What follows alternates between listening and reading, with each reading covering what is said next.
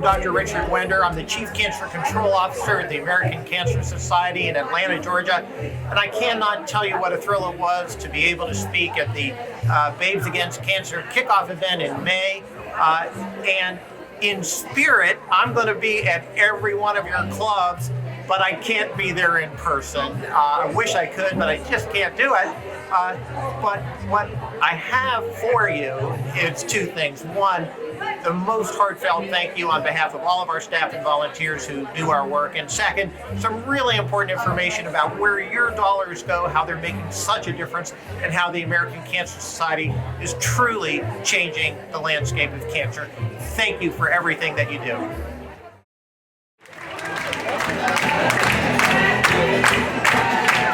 That's how you get applause before you say a word. I cannot tell you how excited I am to be here. They were all thanking me, but I kind of feel like Donna. I mean, I get to come to the Babes Against Cancer event, nothing better than that. You know, I was telling people I was coming to Long Island for the most important golf event of the week. It's amazing. Some of them thought I was coming to the PGA. I said, no way. I'm going to the most important golf event, and that's the launch for Babes Against Cancer, and I am thrilled to be here. My office is located in Atlanta, Georgia. That's where our headquarters are. But I actually live in Philadelphia. So I am a weekly commuter. Monday mornings to Thursday evenings, I'm all over the world. So I'm not always on that regular schedule. And you may wonder why the heck I did this. Told my wife, I said, do I have a great idea? You know, I'm going to go take this job in Atlanta. Let me tell you a few things. It was absolutely not because anyone thought I was capable of living on my own. There was a lot of fear about that. I'm doing okay, but it's not my best thing. I'm hanging in there.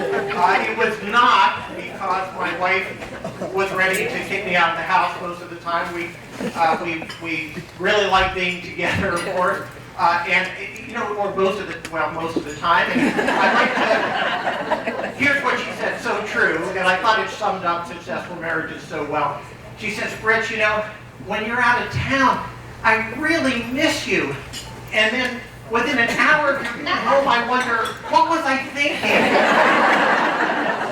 But we've been wondering about that for 43 years of marriage. So I'm so appreciative of my wife. So why did I leave a wonderful job at Thomas Jefferson University in Philadelphia as a department chair to take this job five and a half years ago as our first ever Chief Cancer Control Officer? I'm fond of telling people I am the first Chief Cancer Control Officer. In my view, so far, I've been the best Chief Cancer Control Officer we've ever had. Some people point out the reverse is also true, but I'm a glass half full person. Why did I do it? And I'll tell you why. Because I really believe, and in 5.5 years I haven't changed my mind, there simply is no job in the world that has the potential to touch so many lives, to make such an impact in addressing the burden of cancer that we all face both in the United States and around the world, than being the Chief Cancer Control Officer. And why is that? I'll tell you why. It's because in our 106 years, the American Cancer Society has developed a unique power. It's not a power that comes from being a bully. It's not a power from bragging and telling everybody how we're the biggest and the best. It's a power that's born from the impact that we've had, from the trust that we've earned, from the volunteers like yourself who've committed their time, their effort to making us the organization that we are. So as a result, when I call another organization and say, will you partner with us on something? Guess what they say? They say we will. And someone needs to lead in this space. The American Cancer Society leads. If you take us out of the middle, there's a void that cannot be filled. So I want to tell you in these few minutes just how your dollars make our work impactful and how they touch everyone. You know, you live every day of your life, and I would suspect, I'm sure, who does? You're not thinking, gee, you know, the American Cancer Society touched me today, but I'm going to try to show you that it touches you, your friends, your colleagues, and your families every day. So here I go. Number one, when you walk into a restaurant that is smoke-free, tobacco-free, or you walk down the street, and did you notice that you don't pass many smokers anymore? Well, why is that? It's because the American Cancer Society has been working tirelessly for decades. After, by the way, in the 50s, being the first organization that proved the link between tobacco and cancer, to fight the tobacco problem, to raise tobacco taxes so that people, even smokers, cannot afford to smoke. Instead, they're forced to give it up. By the way, we're on to the next big challenge. What's the next big challenge? Tobacco and Juul and e-cigarettes. So it's a big secret. You didn't hear it here, but we're working on, and I will deny all knowledge, but we're working already very hard on addressing e-cigarettes and Juul uptake in youth. But we are working on a public-facing campaign towards parents to kind of inform about Juul. It's a big, big, complex problem. We touch you every day when you decide to make the healthy eating choice, to make sure you get up and exercise, eat those fruits and vegetables, because you know somewhere in the back of your mind that you're not just helping to prevent heart disease and cancer, diabetes, but in the back of your mind you know you're helping to prevent cancer. How do you know it? Because we did the research decades ago. We wrote the guidelines and we keep giving the messages that what you eat and how much you exercise affects your cancer risk. Now, has anyone in this room ever had a mammogram? Oh, you don't have to answer that.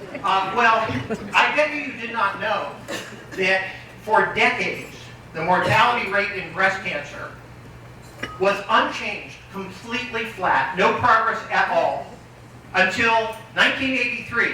The American Cancer Society became the first organization to recommend screening mammography. 1983. 7 years later, because it takes that time to start preventing death from these early detected cancers, for the first time in history, breast cancer mortality started to go down. And as Donna said, it's been going down every year since that time. But not so good, it didn't happen in everybody equally. So death rates started to go down in white women right away from 1990 onward, every year. But for over a decade, death rates went up in black women. They're now starting to come down. But we have the largest disparity in all of cancer is death rates in breast cancer between black and white women. So I'm so proud to tell you that we've launched a $3.5 million campaign funded by Pfizer Foundation to fund 6 cities to tackle this persistent disparity between black and white women so that everybody can benefit equally. No one, I was looking around, I don't think anyone here is hit 50 years old. There may be a few, maybe. But if you have, there's a very good chance you've been screened for colorectal cancer. You want to guess who the first organization was who recommended screening for colorectal cancer? That's your American Cancer Society. But it's not just that. About 5 years ago, and I had the honor of kind of leading this, we launched a big campaign called 80% by 2018. 80 by 18 was rebranded. By the way, 80 by 18 was the goal to reach 80% screening rates by the end of 2018. It's a really lousy campaign name in 2019. So we have rebranded it, 80% in every community. And during that time, 5.1 million additional people up to date with colorectal cancer screening. And if you don't think it's touching you and your friends every day, let me tell you that right now, as we are having this amazing event together, somewhere there's a 45-year-old seeing their doctor. A 45-year-old.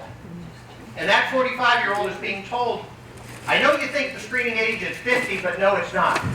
Because based on research that the American Cancer Society did, supported by your dollars, where we showed that colorectal cancer is increasing in young people, that led to our changing our guideline about 1.5 years ago. We don't recommend starting screening at 50 anymore. You need to start screening at 45 due to the rising risk. And somewhere, right near us, a 45-year-old is getting that recommendation today. And some people between 45 and 49 will never have to hear you have colorectal cancer because they got screened during this younger age. We're about to launch a similar effort in lung cancer. Lung cancer, leading cause of cancer-related death in men, leading cause of cancer-related death in women, obviously overall leading. And we've launched the National Lung Cancer Roundtable and our next big campaign will be a campaign to reduce mortality by lung cancer. We believe that we can make a 50% impact in what is today the leading cause of cancer-related death. But despite all this great work in prevention and early detection, I don't need to tell you that too many people do hear the words that they have cancer. We're still losing far too many people. And so what we're best known for, of course, is the work we do in research. I was going to say earlier, I'll add it in the middle of the talk, just to say, it's so interesting with all the things we do. You know what our biggest challenge is? We talk about it all the time. We all love the American Cancer Society. Everybody in America knows the American Cancer Society. People around the world know us, but we don't know what they do. And the challenge in knowing what we do is because we do so many different things.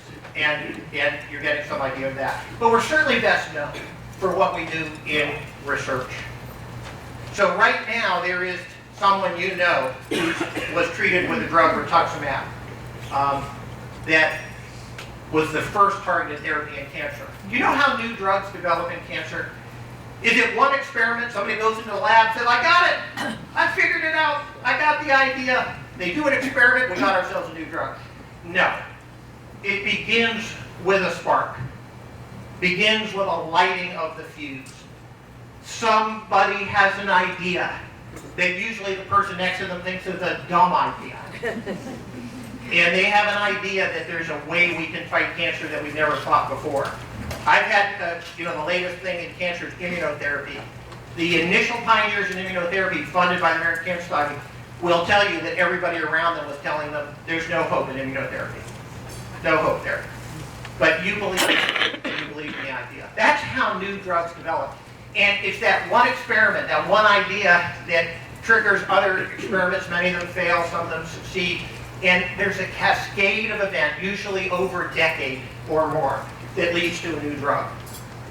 And I would suspect that there's someone sitting in this room who either themselves or a loved one was told decades ago that they had a terminal form of breast cancer. But the drug Herceptin was invented that targeted a previously unknown target for breast cancer. And there are women alive today who had been told that they were about to end their life from breast cancer, to lose their life. And where did that spark come? And that's what we're uniquely good at doing. We find that fuse. We're the fuse lighters. We find the people with the best ideas from the start that leads to this long cascade. And there's no coincidence, no accident, that we funded over 40 people who went on to win the Nobel Prize, because they are the ones who had those original ideas. And by the way, this is not old news. 13 of the ACS-funded Nobel Prize winners won their Nobel Prize in the last 11 years. So we're still knocking it out of the park with finding the kind of research that really matters, none of which is possible without your support. So let me wrap up by just telling you about a new initiative that we're right in the middle of. It's called Mission HPV Cancer Free. So we have 6 cancers around the world that are caused by the human papillomavirus. And we believe that it's possible, with time, to dramatically decrease all 6 of them through simple act of vaccinating our kids against the HPV vaccine. And we have made a pledge that we're going to do something that if I had told you 20 years ago standing up here, and I had said the word, we're going to eliminate a cancer, you would all thought I was nuts. But I'm here to tell you today that with the combination of screening and HPV vaccination, we will make cervical cancer the first cancer eliminated in the United States.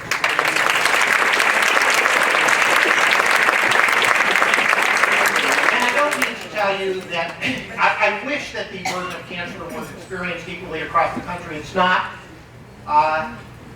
But we've kind of had it. And I think each of us needs to just not tolerate the fact that 3.5 million people facing cancer tell us, well, I didn't get all my treatments. Why not? Because I couldn't get a ride. I couldn't get there. I had no place to stay near treatment. So for many decades now, the American Cancer Society has had a commitment to making sure that our volunteer riders, the Road to Recovery, give rides to patients to treatment. And we've launched a new pilot with Lyft and a company that's located right in New York called Ride Help to facilitate paid transport. When I say paid, we pay your dollars, help support rides for patients to cancer treatment. And how about this, gang, for delivering on the promise? 38% increase in the number of rides delivered last year, over 500,000 rides for cancer patients last year. I was talking to people just earlier today who have loved ones and friends who stayed at our Hope Lodge in Manhattan. And if you have never seen Hope Lodge, just have that experience. It's incredible.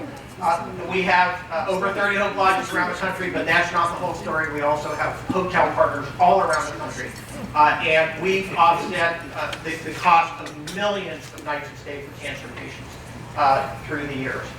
So, I can't resist but just mention one last thing before I wrap up. We're not satisfied with doing this work around the country. If you look at our mission statements, to lead the fight for a world without cancer, and I have the incredible honor of leading our small but powerful global team working mainly in low and middle income countries. So if you like that idea of a Hope Lodge, just imagine the sort of situation in Kenya where there's basically one public hospital that treats cancer at Kenyatta National Hospital.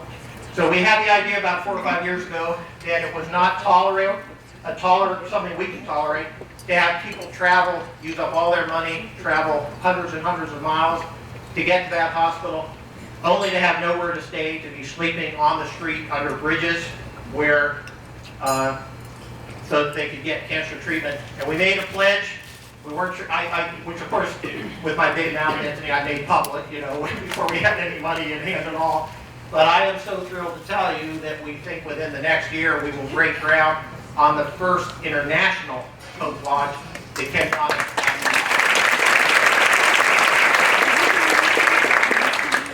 So, ladies and gentlemen, when people ask you, what does the American Cancer Society do? What do we do? Remember our tagline, because it tells the whole story. We attack cancer from every angle. From prevention, through early detection, through improving access, through finding new treatments, and making sure that everybody can get them here and around the world. We lead the fight for a world without cancer. We do not do it alone. We do it with partners. Nobody can do it alone. The problem's too big. But that's what we do. But we don't just attack cancer from every angle. We have a commitment that drives us. We attack cancer from every angle, in every community, for everyone. Because we believe that nobody should be disadvantaged in their fight against cancer because of where they live, the amount of money they make, their sexual orientation, the color of their skin. And we are committed to making sure that every human being has a chance to benefit from the extraordinary progress we're making.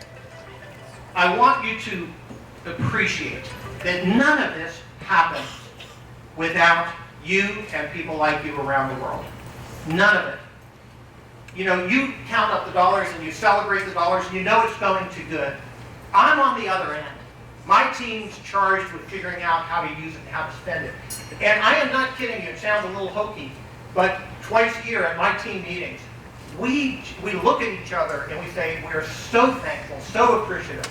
We feel so accountable, so responsible for making sure that we spend that money smartly and spend it wisely. None of it could happen without you. And I could not be more serious when I say I am at the most important golf event on Long Island this weekend. You guys are amazing. Thank you from the bottom of all of our hearts on behalf of all of our staff.